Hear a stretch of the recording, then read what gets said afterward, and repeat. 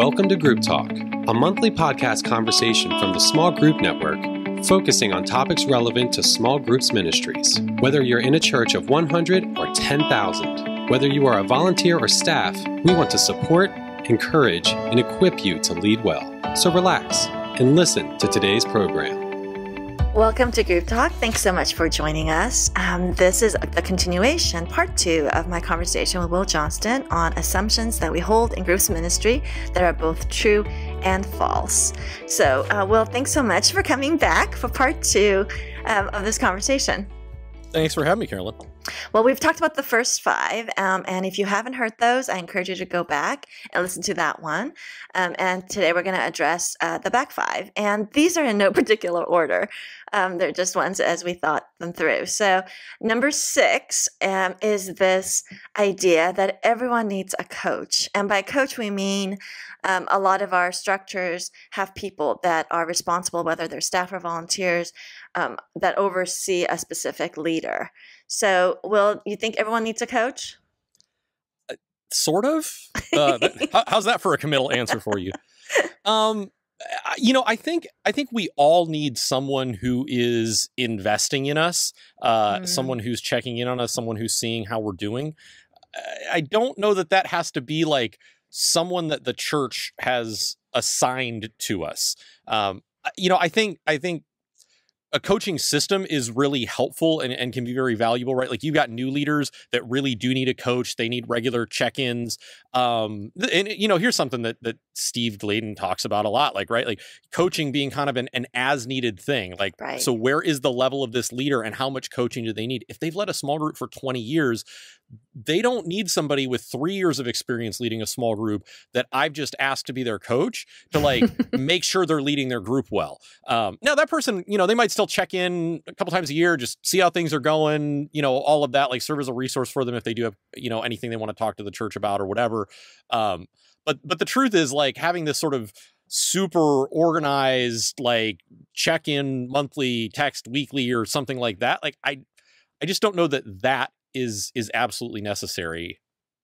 What about the idea, though, of wanting all the groups in a church to be aligned and wanting them to kind of be under the big umbrella? So we want them to come to trainings and build relationships so they feel like they're not leading alone.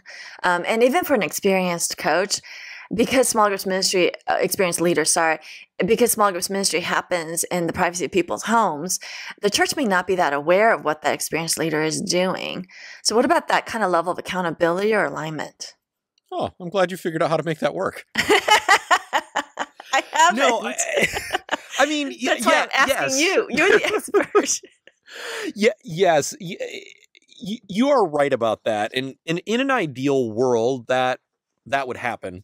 I haven't figured out how to make that work. And sometimes I think people just don't see the value in it. They don't see the need for it, right? They're not looking at it from that perspective. They're kind of sitting there going I lead my group. My group is going fine. We love Jesus. We're serving Jesus. I don't need a bunch of things from the church to make this work.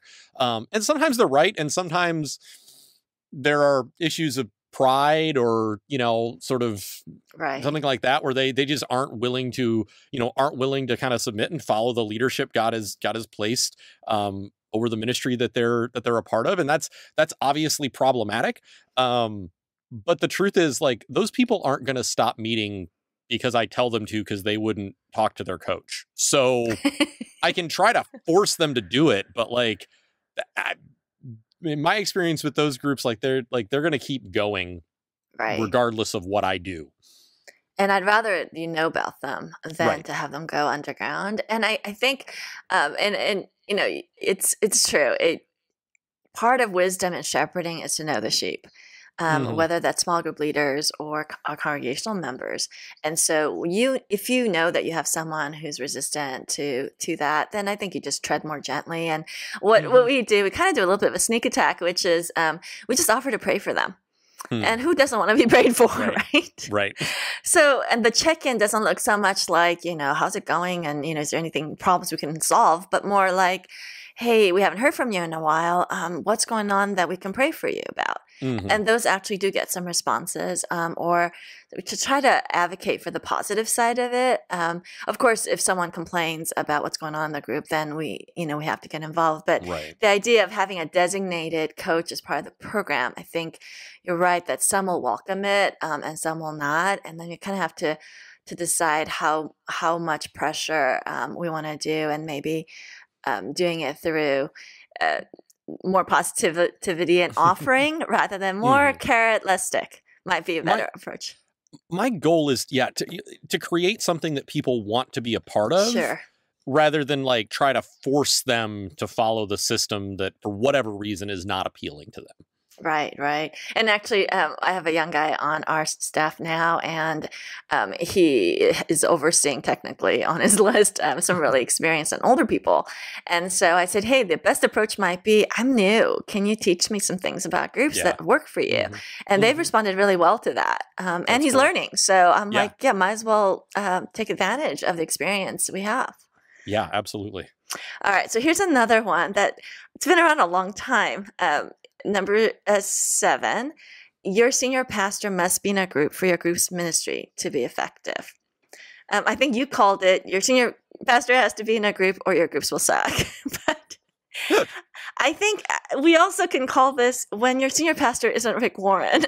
Because we know that, like a pastor like Rick Warren is a huge proponent of groups. He talks about it all the time, from the platform, every place. And it is wonderful if you have a senior leader that is like that. Mhm. So when this topic comes up at huddles and at conferences, there's usually nods of acknowledgement and then kind of sad faces and sympathies. And then there's the whole like, well, mine isn't a group. Mine's like, a champion of groups. And then somebody else is like, mine will never talk about groups. I won't even be in one. And so it's a whole spectrum. But then there's this assumption that if your senior pastor is not in a group, that you really are going to be struggling. Is this Yeah, true? Yeah, that sounds like an excuse for not doing your job well. Ooh. Ooh.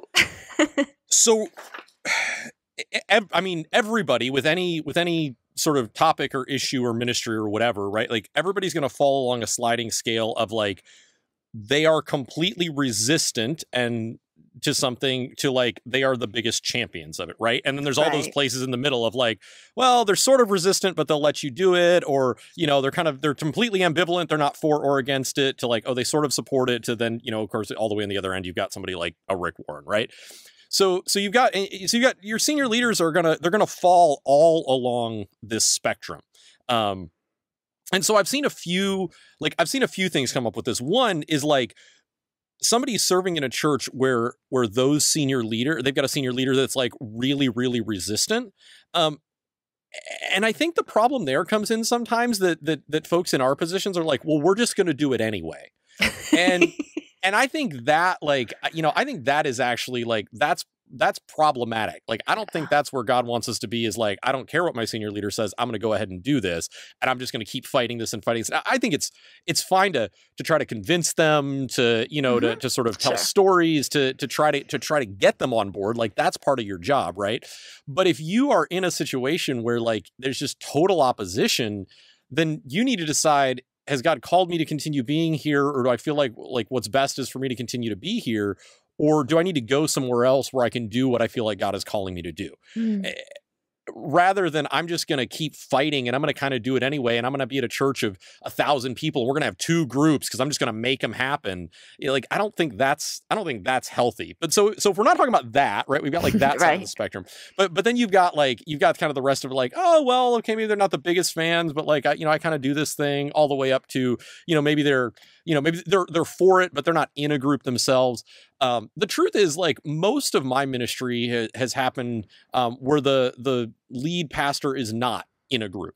Okay. But they they've have- been proponents of groups, but not necessarily in themselves. They've been proponents of groups, and they have, to varying degrees, resourced Mhm. groups, or sort of. And when I say resource, like there's kind of multiple components. That there's budgeting and staffing, but then there's also like focus and sort of platform time in announcements or in sermons or different things like that, right? So I've never been in an environment where like there's opposition to groups. There's always been there's always been support for them, but there have been times when like it's not the it's not like the biggest priority, right? Like yeah, okay, you might get some announcements, but we're not putting a ton of effort into this. We're not outside of the group's team. There's not a ton of focus on this. And then I've been in situations where the lead person is in a group as well. And the truth is, like, I have grown the group's ministry in all of those contexts.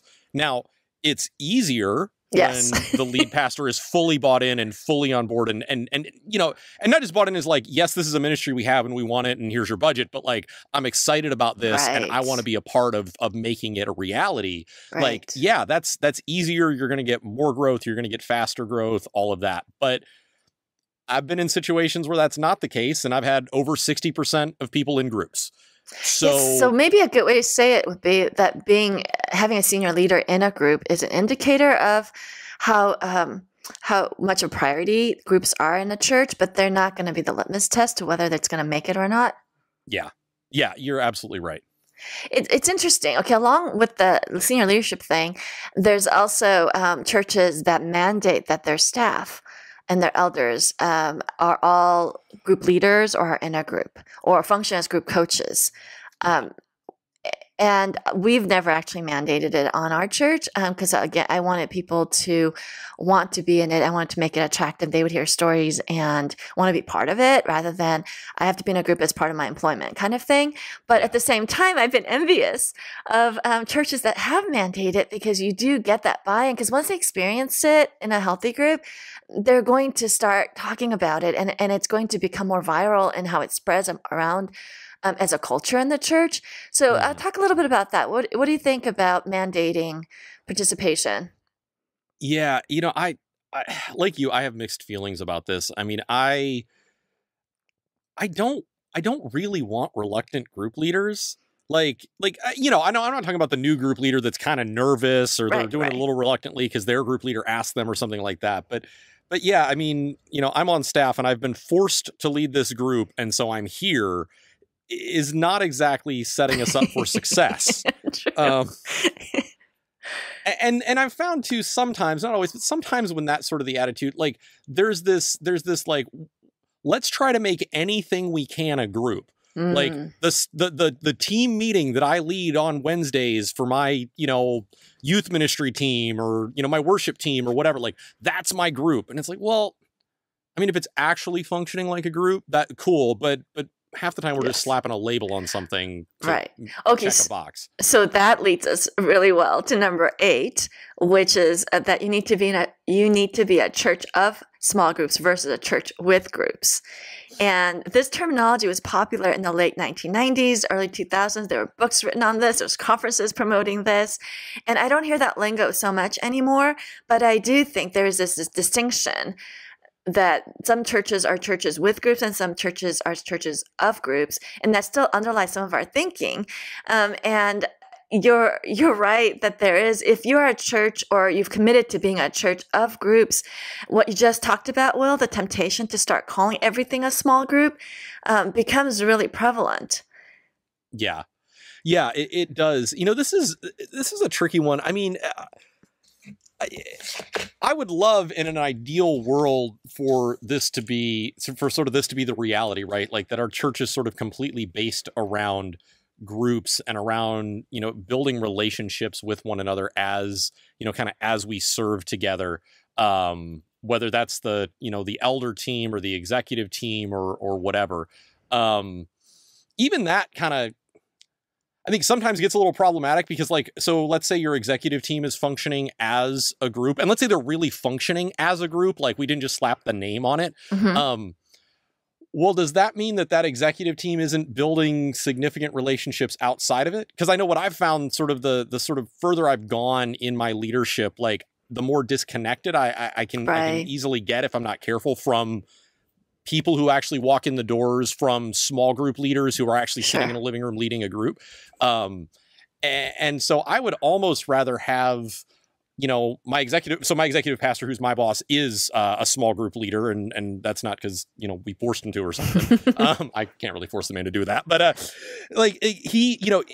think that connection in a group is probably more valuable for my small group ministry than it would be if the executive team that he led just functioned as a small group. Sure. So I don't. For me, this isn't like it's a must or it can't be, or like I think the more people that are connected in real meaningful relationships that result in spiritual transformation, the better.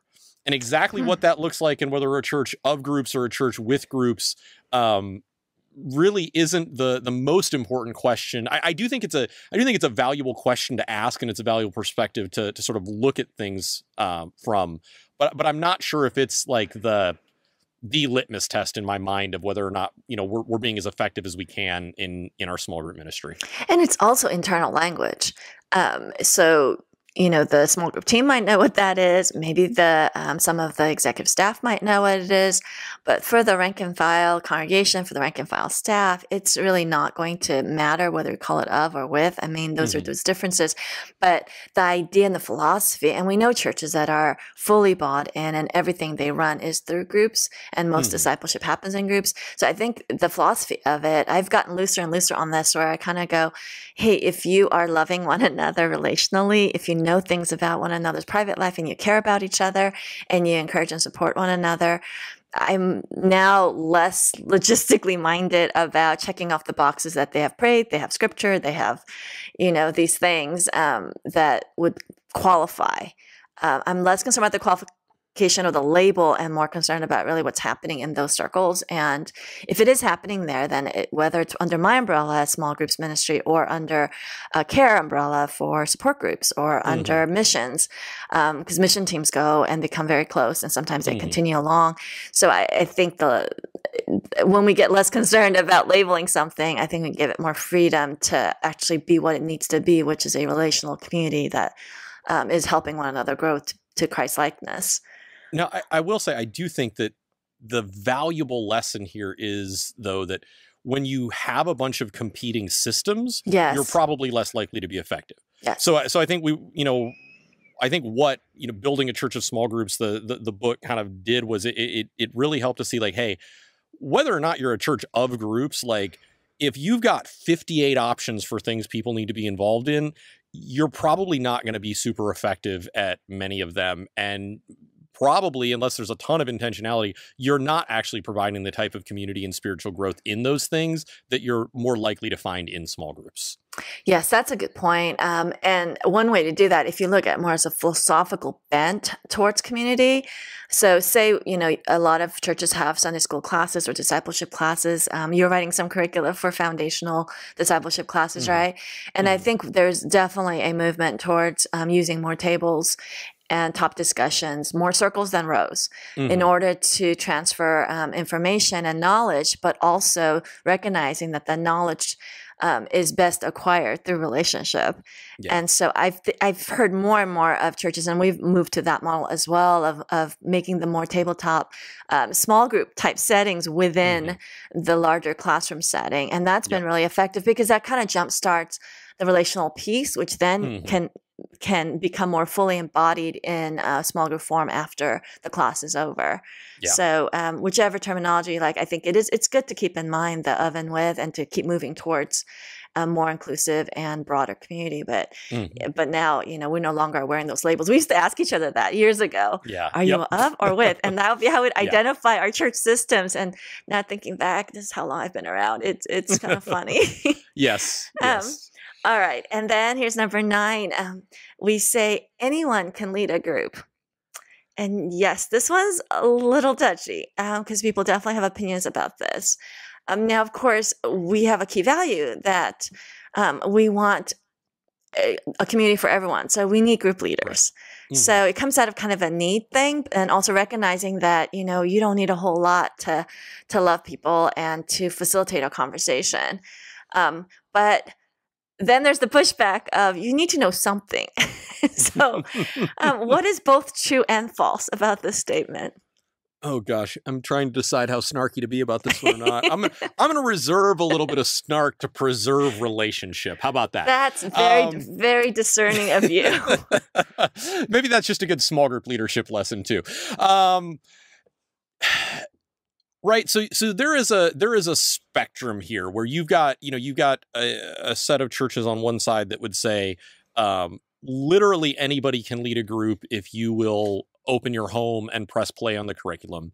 And then on the other end of that, you've got, churches where it's like, if you haven't done 12 months of one-on-one discipleship with the senior pastor, we're not going to let you lead a small group. Right. And for myself, I have always tried to navigate kind of the tension between those 2 points. Like, I want my small group leaders to be actual spiritual leaders. I tell them in the sort of 45-minute orientation that we do, that small group leaders are the frontline pastors of our church. Yes. Like, they're the ones caring for people. They're the ones investing in people. Often I'm doing the most investment, the sort of most like pastoral stuff in my group. Like, even though I'm a pastor at the church, like a lot of my pastoring actually happens in my small group, not sort of because of my job. And so I've always kind of wanted, like, I want them to be real spiritual leaders. On the other hand, like, I don't want to set it up partially for practical reasons, right? Like, if I've got a church of thousands of people and I've only got 40 small groups because I've set the bar super, super high, like, I'm doing my people a disservice because I'm not providing them an opportunity for community to grow spiritually in a group, because I've become so concerned about sort of doctrinal purity or, moral purity of leaders, that kind of thing. Right. On the flip side, because of what I'm looking for that leader to do, because of what I feel like is the value of a small group having someone who really is leading people spiritually, I haven't gone to the other end of that spectrum and just said, hey, and anybody can lead. And I do get that. Like, I get the idea that, like, and one of the things that, that Steve Gladen talks about is somebody's going to be having spiritual conversations with their friends anyway, right? Like, right. So even if they're not a Christian, if we can give them some Christian material to go foster a conversation about spiritual things, then great. Like, and so I do agree with that idea. And I do think that there is value in that. I think just as I've looked at, like, sort of systems, and so for my church and for my ministry and for me personally, like, what is sustainable over the long term, it's probably not to do both of those things at the same time. And so I've kind of said, hey, we're going to do a little bit more qualification for leaders than a church like Saddleback would do. And they would have qualifications for leaders. I should say, they kind of distinguish a leader versus a host. Right. But I haven't gone to a host model. I get it. I understand it. I see the value in it. But I also see the trade-offs in it, and have kind of opted to go in another direction.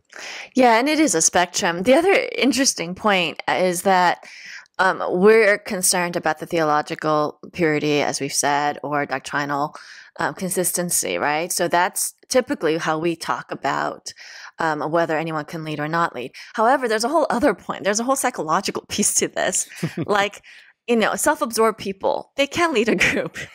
If you are an arrogant jerk, you're not going to be a good group leader. If you have social anxiety, you're not going to be able to lead a group. Like, there are things that people aren't naturally wired to be an effective group leader for. There is our spiritual gifts that are involved here. And there's also even just basic social stuff. You don't have to be a popular life of the party at all. In fact, they tend not to be as good leaders as the more quiet ones.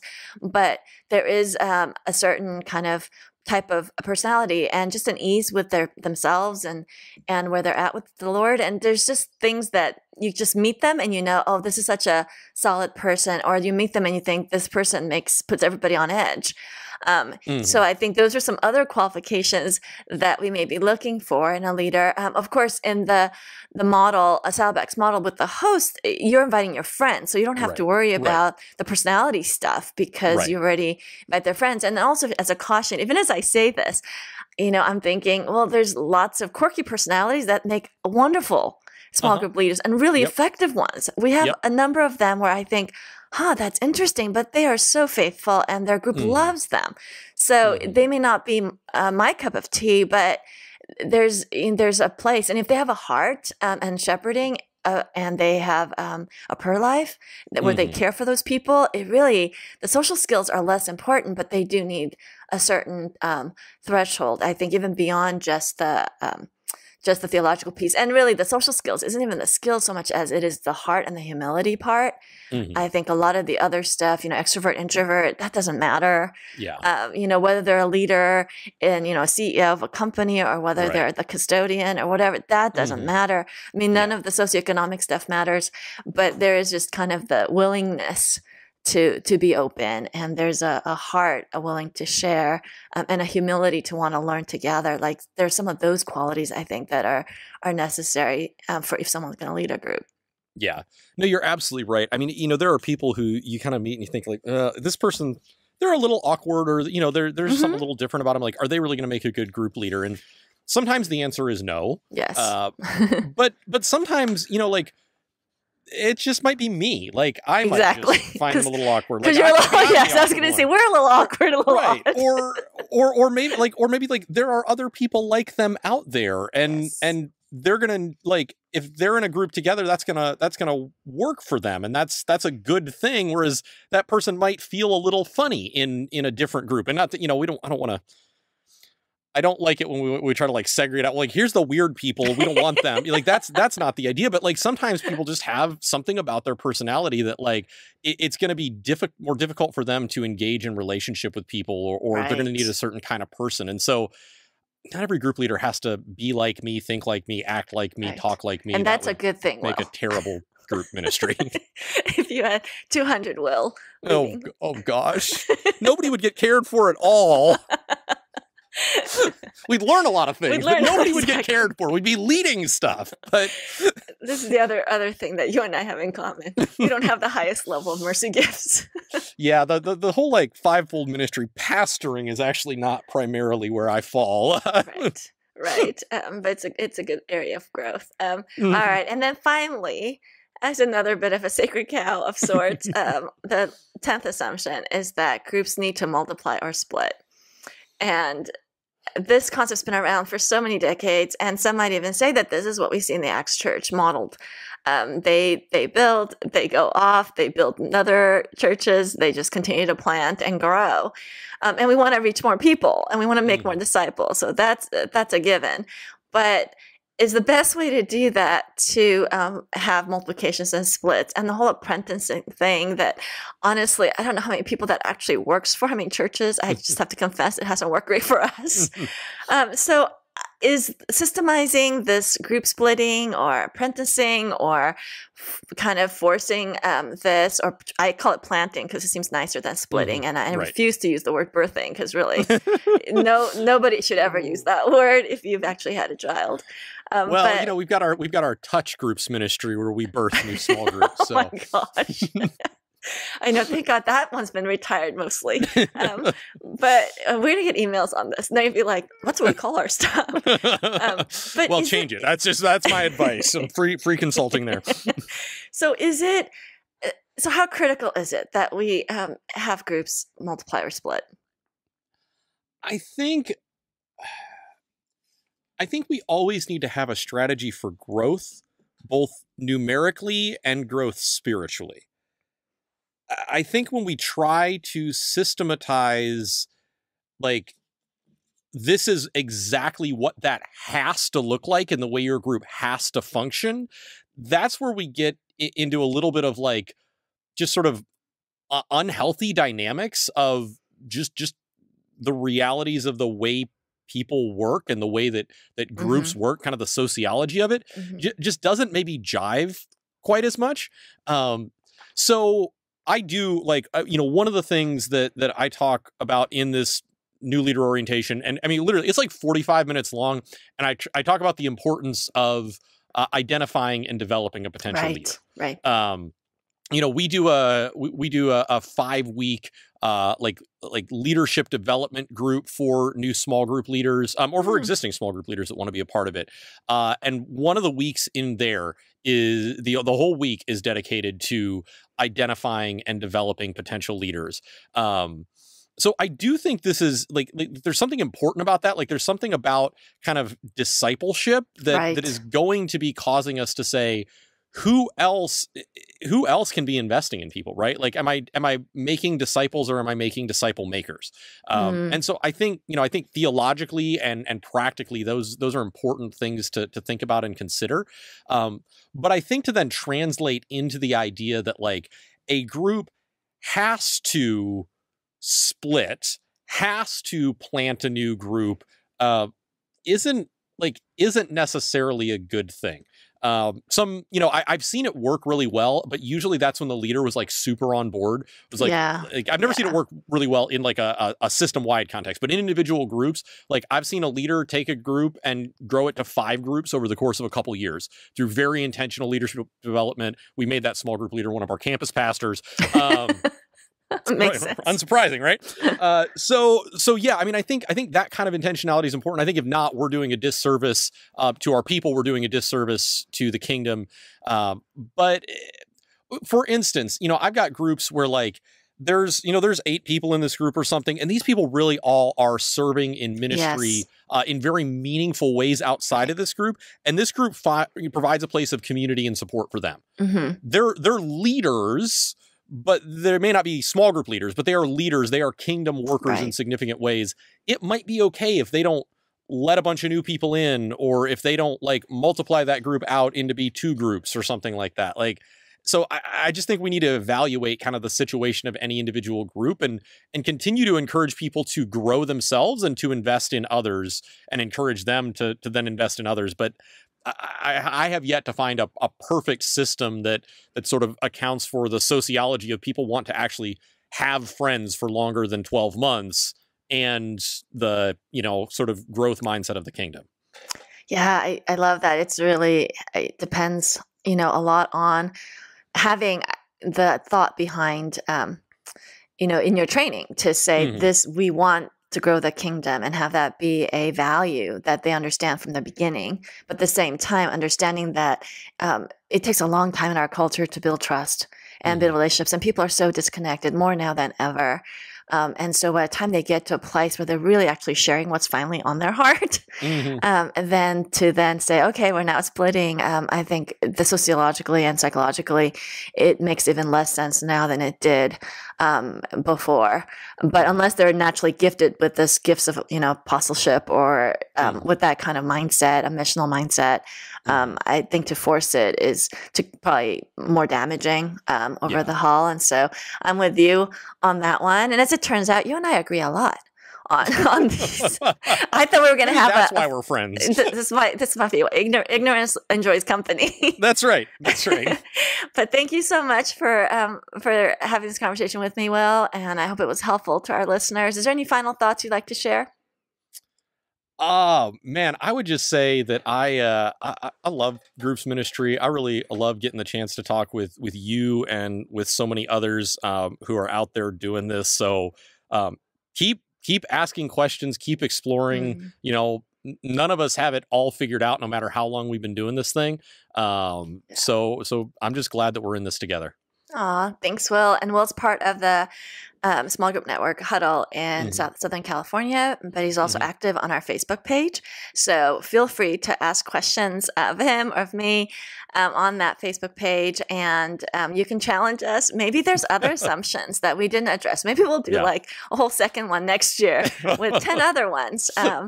And you want to push back on that, please feel free. I mean, that Facebook page is interactive, and it's meant for us to have these kinds of discussions in a safe, respectful environment. So we invite you to interact with Will on that. So thank you so much for listening. And if you like what you hear, please rate us on iTunes, which helps other small group point leaders find us. So thanks, Will. God bless you and your ministry. Thanks, Carolyn. All right. Well, thank you for listening, and we will see you next time. Thank you so much again to Carolyn and Will for that great 2-part episode this month. Before we go, let's talk about huddles. Start a huddle by the end of this month and receive free swag. That's right. I said free SGN swag. Huddles are like small groups for small group point people and are found all over the world.